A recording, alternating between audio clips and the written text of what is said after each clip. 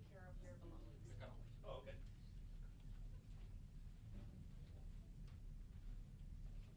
Are you guys going to join us on the podium as well? Or? Yeah.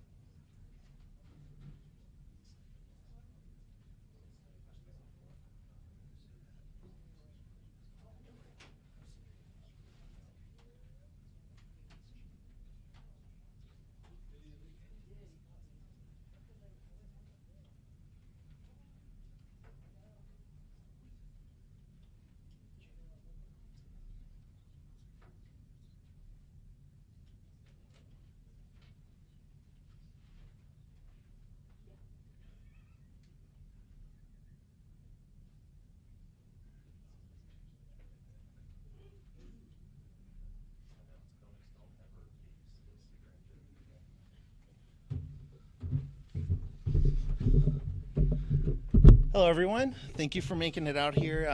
Again, I know it's a little bit of short notice. So to introduce myself, I'm Sergeant Phil Krinsky. I'm one of our public information officers with the Public Affairs Bureau. So with me up here is Interim Police Chief Michael Sullivan and Maricopa County Attorney Rachel Mitchell. The purpose of this conference today is to provide some information, some video, some photographs regarding a recent arrest of 3 individuals that are involved in an organized retail theft ring and also recovery of a substantial amount of stolen property. So first, Chief Sullivan will provide some information regarding this investigation, followed by County Attorney Rachel Mitchell, who will give some more insight into the prosecution. So, Chief. Thanks, Phil. Good afternoon, everybody. We all know that organized retail theft has become big business, not just here in Phoenix, but around the country. And what we can tell you here today is here in Phoenix, if you engage in organized retail theft, we're going to hold you accountable. The partnership that we have with our detectives working these cases and the prosecution of the Maricopa County Attorney's Office, we don't stand for this type of activity here in Phoenix. So our property crimes unit for the past couple of years has been working diligently to impact this problem. And today we're here to talk about some of that work and how that's paid off. The investigation that you're about to hear about was dubbed Operation Makeup Breakup. It took a lot of time, effort, and passion for our detectives. And I want to seriously and just thank the detectives of the Property Crimes Bureau for seeing this through. They put their hearts and souls into this investigation. It was a 6-month investigation and involved 32 individual search warrants and resulted in 3 arrests and the recovery of more than $500,000 in stolen property. I also have to thank some of our retail and business partners, including Ulta Beauty, Target, Sephora, Bath and Body Works, to name just a few. I appreciate the partnership we have with our County Attorney, Rachel Mitchell, and her office to work collaboratively with our investigators. I also want to thank the County Attorney and those in her office who collectively and collaboratively worked with our investigators early on to ensure these suspects are prosecuted to the fullest extent of the law. These individuals are facing several felony charges, which I will allow the County Attorney to explain, but I hope that this sends a strong message that we are committed to investigating and arresting individuals of all crimes and thefts of this magnitude, and this type of behavior will not be tolerated in Phoenix. County Attorney, I'll turn it over to you.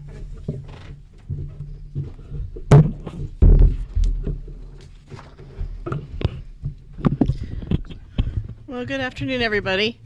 As many of you know, tackling organized retail crime is a priority of my administration because of the impact that it has not only on businesses but on communities. case which Chief Sullivan has described is being handled by the prosecutors in my office, two of whom are standing to my right, Frank Woods and Doug Mangum, who spend a lot of their time handling cases just like these, to show the community that we are very serious about these types of offenses and it is not acceptable behavior in Maricopa County. They are part of the Organized Retail Theft Task Force, which I created or modified actually back in 2022 when I took over as county attorney, and I want to thank you guys for working diligently along with your staffs and others within the task force to obtain the necessary information that you need to prosecute and hold these people accountable. This was an elaborate scheme that these women engineered in order to stock their makeshift stores inside their homes. To date, we know 12 pallets of items have been collected, counted, and assessed in value. Over $500,000 worth of stolen merchandise was collected from these homes. The 3 women indicted in these cases are facing Class 2 and 3 felonies. Of course, it's my duty to point out that charges are not evidence and people are presumed innocent until proven guilty in court. But these are very serious charges that could land them in prison for a number of years. So today I'm announcing that we have indicted the following people. Alejandra Reyes Torres has been indicted on 1 count of illegal control of an enterprise, which is a Class 3 felony, and 4 counts of trafficking and stolen property, which are Class 2 felonies. Guadalupe Gamez Moreno has been indicted on 1 count of illegal control of an enterprise, a Class 3 felony, and 1 count of trafficking stolen property, a Class 2 felony. And Jennifer Reyes, who is the daughter of Alejandra, also stands indicted on 1 count of illegal control of an enterprise, a Class 3 felony. We need to pay particular attention to this kind of crime, specifically on a scale such as this. It affects everyone's bottom line. Retailers will offset their losses, which can mean that we who are law-abiding citizens are going to pay higher prices. Police work and prosecution of the kind we're talking about today is just one example of the great work that's helping us curb this problem in our community. So Chief Sullivan, I want to thank you and your police officers for your hard work in this case, putting this case together. Not guilty arraignments for these defendants were earlier this week, and right now their trial dates are set for the fall. And in summary, earlier I mentioned my Organized Retail Theft Task Force, which we have on our website. Just want to give you an idea of the workload of that task force. From January 1st of this year to today, we have had 271 cases submitted to our office on organized retail theft, which represents a total of 857 charges submitted. All that, and there's 8 months to go in this year. And on another note, there is a bill that will create the opportunity for longer sentences for repeat offenders in organized retail crime. It is currently on its way to the governor's desk, and we will be communicating with her, urging her to sign this bill. And that is Senate Bill 1414. And with that, are there any questions related to this investigation that either the chief or I can answer? Chief. Do you mind going through the process of how these ladies operated, and in particular how I see them putting things in their carts, but how they got out of the store? Certainly, we have detectives here that will speak to the specifics around the case, but they essentially set up storefronts, after stealing items from all these stores, and then reselling them out of their homes. So, how does this case compare to other cases similar like this in terms of dollar amount? Is this one of the biggest ones you've seen, or is it par course for other cases like it? Well, it is certainly one of the larger amounts, but unfortunately it doesn't stand alone.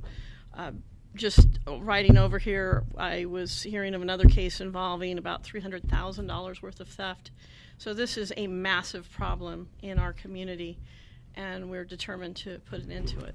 Is there an idea of how long this operation had been going? I think the detectives will be able to give you a lot more information on the details. Mr. Mitchell, you mentioned some of the numbers of how many cases you see, but since you've started your task force, have you noticed a decline, an incline, since your messaging about, not tolerating this has started for a couple months ago?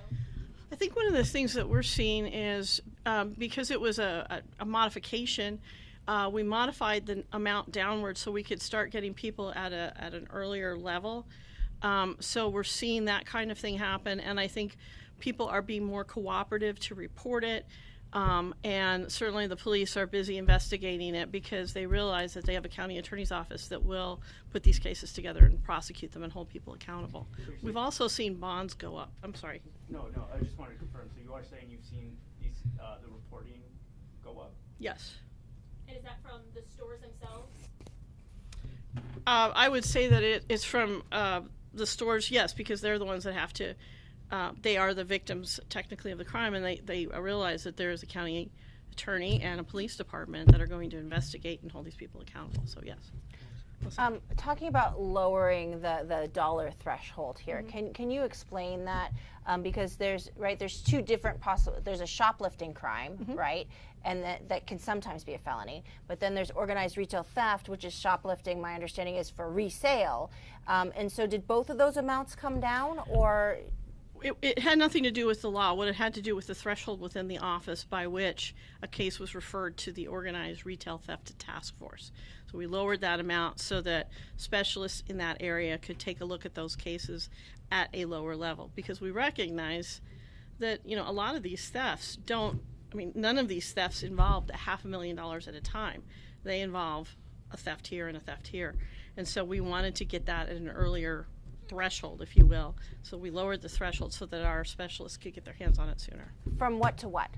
I believe it was, correct me if I'm wrong, $25,000, and we lowered it to $5,000. Have the operations changed over the years that you can tell, or is it just what you're doing behind the scenes? I mean, this has been a problem for a number of years, but I think we've all seen it ramp up over the since COVID. You know, we've seen what feels like, anecdotally, you know, more of this going on. And if you look, it's not just here in the Phoenix area, but it's around the country that you see this kind of activity happening. People steal stuff and resell it all the time, right? So why is this any different? Yeah, well, I would say $500,000 in a storefront in somebody's house. I would say that this is something that doesn't necessarily happen all the time. I mean, this is a significant case. People steal cars, they chop them up, resell them. I mean, probably millions of dollars involved in that. Yeah, and the detectives worked with our prosecutors for 6 months because this is affecting. I don't know if anybody's been to some of these stores buying some of these items, but they're expensive. I can tell you, I have a wife and a daughter. And the retail price of makeup that they pay is significant, and that is born because of the amount of theft that's being done out there. So I think it's an important thing that we do address. Where were they located? Where was this operation? I'll stop it there. I want to keep my promise to you guys to make sure you get to the next appointment. So our investigators are going to come up right now. They're going to be answering. Melissa, do you have something else? Yeah, I'm sorry. I just have a kind of a couple of general questions about organized retail theft, right? Like, how much of the onus falls on the stores themselves? I mean, this is like, you know, Target and stuff. It's for them to put their own security things on these high-priced small items, or to better watch their stores, or have better security in general to try to catch these folks before they do something like this. Absolutely, stores should do things that are smart to protect their products. However, we need to hold the people that are committing crimes accountable. You know, we shouldn't not hold somebody accountable committing a crime just because they could walk out with certain items. I mean, we see some boldness that is happening among folks today that we didn't see 5-10 years ago. So certainly stores have responsibilities, but I'm going to put the responsibility on the people that are actually committing the crime. County Attorney, just one question. Class 2 and Class 3 felonies, those are pretty serious felonies, right? Yes. Why do we need a new law?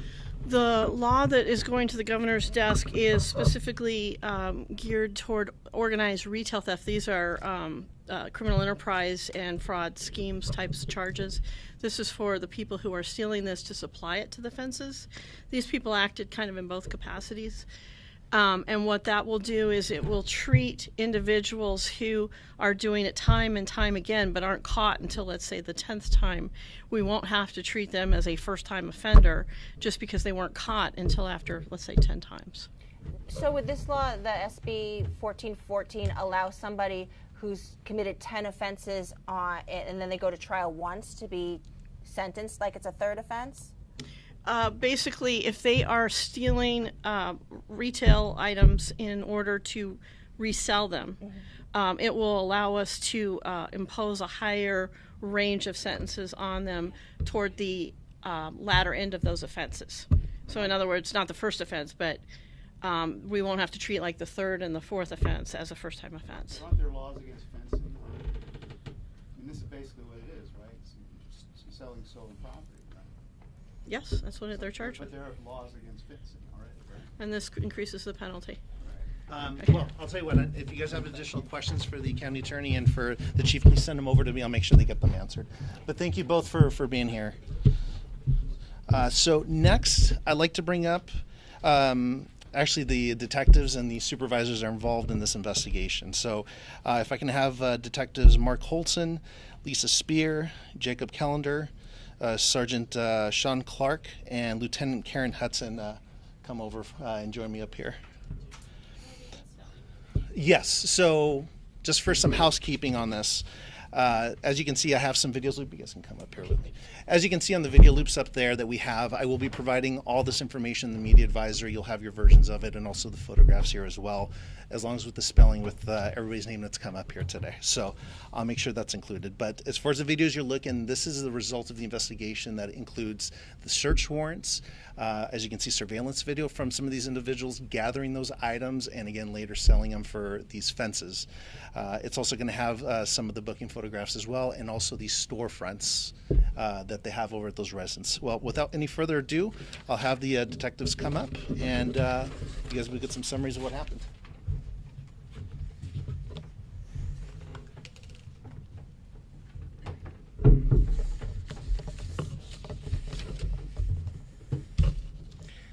Good afternoon. I am Detective Mark Holson with the Phoenix Police Organized Retail Crimes Detail. My squad is fully dedicated to combating retail crime in our community. Organized retail crime absolutely is organized crime. It has multiple layers. And just to make sure to start, I'd like to familiarize everyone with a couple of terms that I'm going to be using. These are terms that we regularly use in this realm.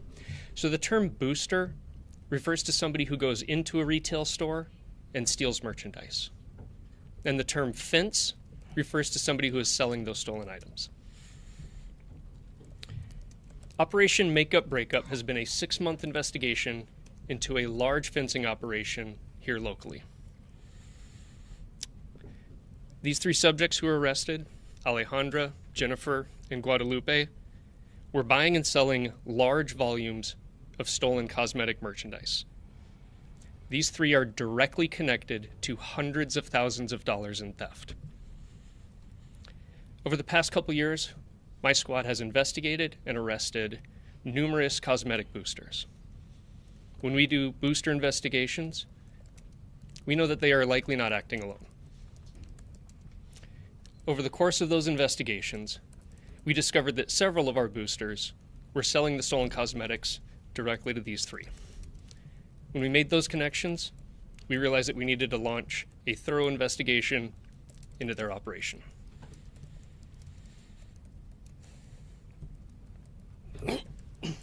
Pardon.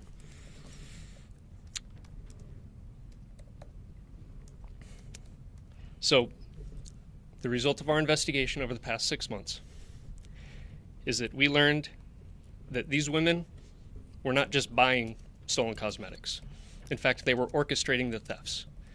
They would go so far as to give their boosters shopping lists so that they would know exactly what merchandise they were supposed to steal and how much they would be paid for it.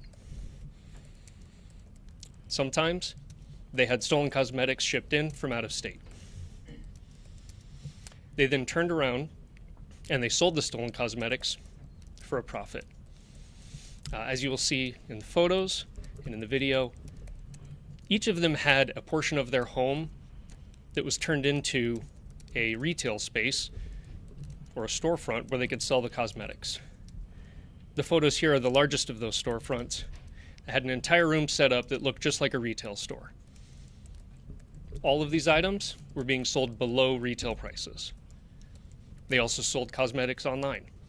They would do shipping locally and to other states. Some of those cosmetics that got shipped out later got transported to different countries to be resold.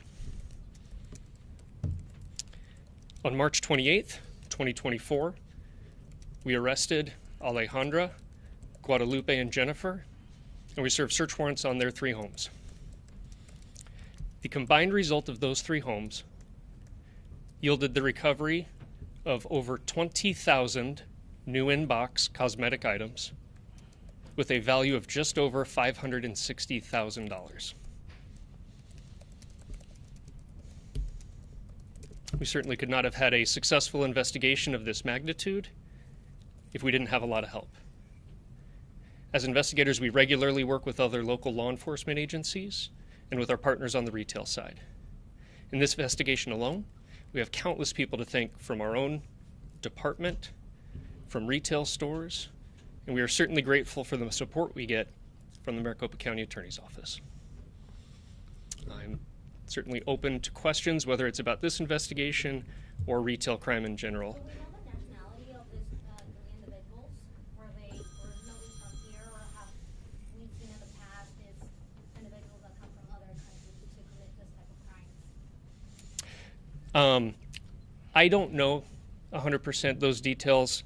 I can tell you those are not factors that we consider in an investigation, regardless of race, gender, age, socioeconomic status.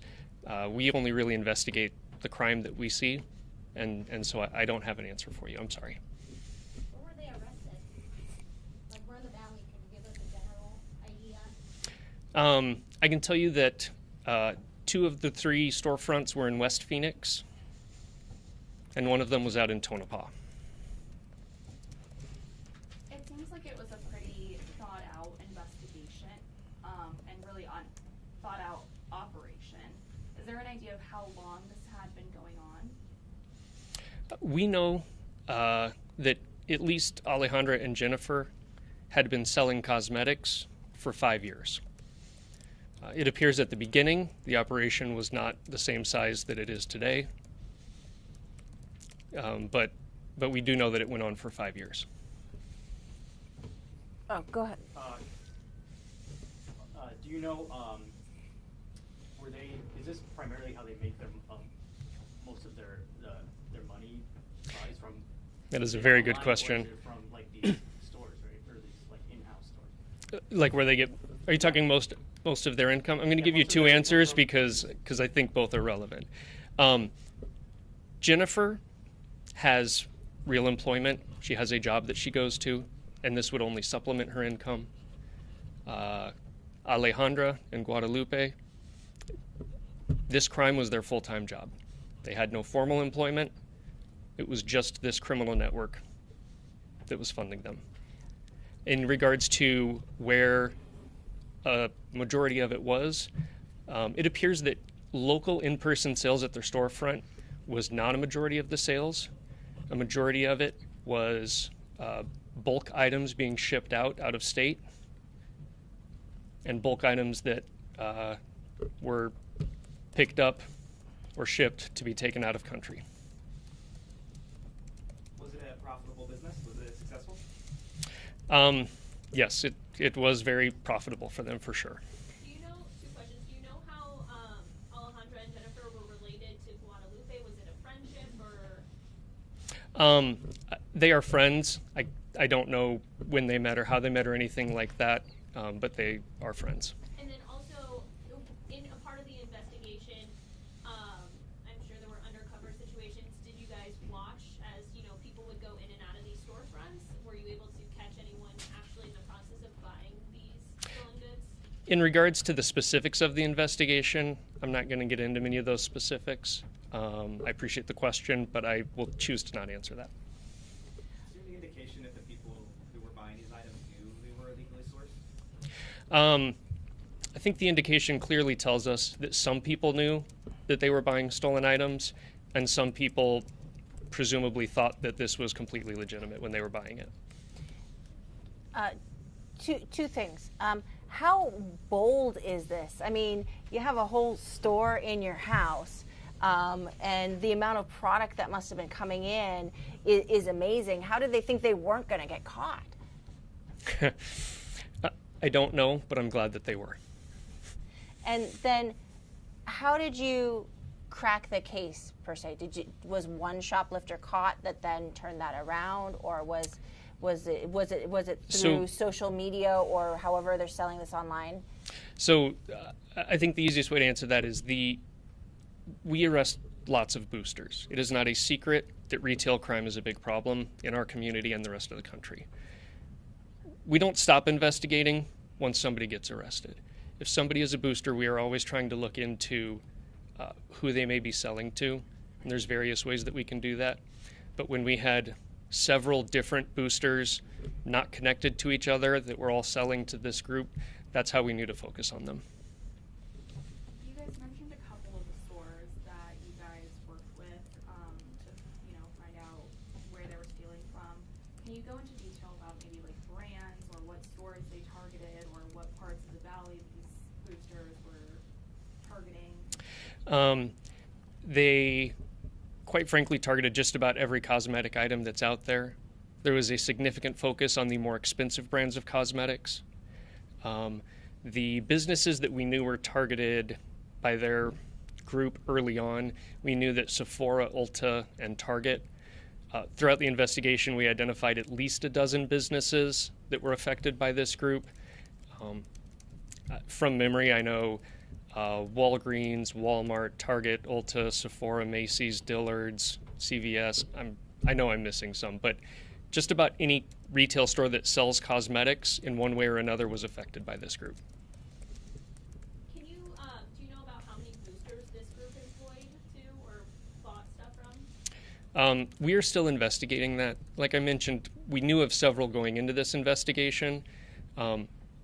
This investigation is ongoing, and we have identified other leads into people who may be additional boosters that we had not connected to them yet, and we are going to continue investigating that. And just real quick, someone asked a question earlier of the chief and the county attorney, but as someone who deals with this on a day-to-day basis, looking at these pictures, what are your thoughts on how this compares to some of the others that you guys have investigated? This is the biggest investigation I've ever been a part of. I know that there are other fencing operations in Phoenix.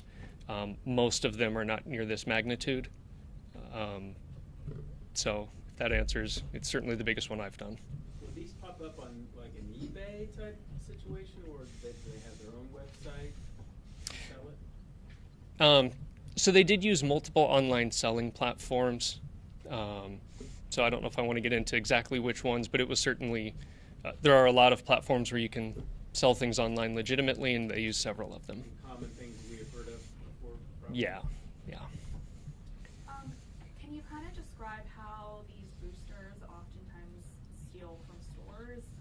We've seen a lot of surveillance videos in other states where they kind of barge in, grab a bunch of things, run out.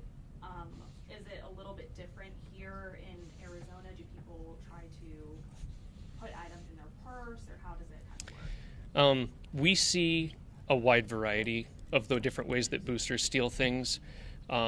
Many of the boosters are doing so in a discreet or secretive manner, or at least attempting to. So we do see lots of boosters who are trying to conceal merchandise while they're inside the store, hoping that nobody sees them. But we also see some that are so bold that they will fill a shopping cart with whatever they want and push it right out the door, regardless of whether or not someone tries to stand in their way.